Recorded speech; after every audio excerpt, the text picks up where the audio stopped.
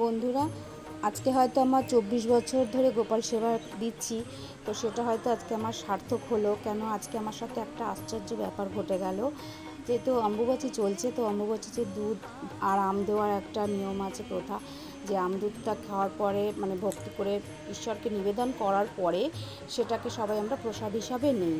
তো আজকে আমি সেটাই করেছিলাম, করতে গিয়ে আমার এই ব্যাপারটা আর কি ঘটে গেল। প্রথমবার এই যে দেখছেন চামচ করে দিচ্ছি, প্রথমটা আমার ভেবেছিলাম ভুল, হয়তো আমি চোখে ভুল দেখছি বা আমার অন্যভাবে নিয়েছিলাম, যেটা হতে পারে না। কিন্তু আবার যখন আমি দেখবেন দ্বিতীয়বার আমি যখন আবার দেব, তখনও আমি দেখছি যে না, একইভাবে দুধটা টেনে নিচ্ছে আর আমটা ঠিক রয়ে গেছে। এটা দেখতেই পাবেন।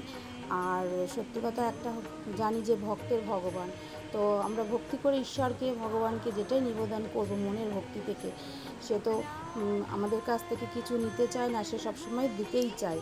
তো ভক্তি করে তাকে যদি আমরা যাই দেই না কেন, সে নিশ্চয়ই নেবে।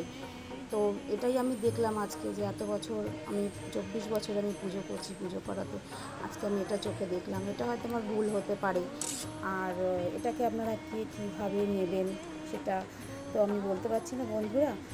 জানি অনেকে অনেক কিছু কমেন্ট করবেন,